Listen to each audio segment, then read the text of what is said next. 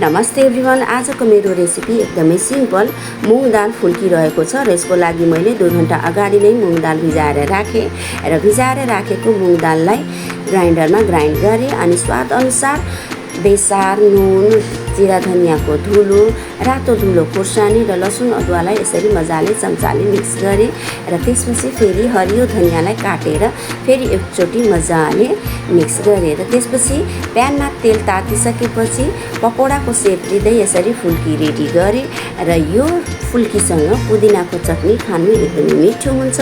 यसको लागि मैले बारीबाट फ्रेस पुदिना लिएँ र अगाडि नै प्यानमा गोलभेडा, खोर्सानी र लसुनलाई फ्राई गरेर राखेको थिएँ र त्यसपछि पुदिना, हरियो धनियाँ र फ्राइड गोलभेडा खोर्सानीलाई राखेँ र निम्बु निचोडेर यसरी पुदिनाको चटनी पनि रेडी गरेँ।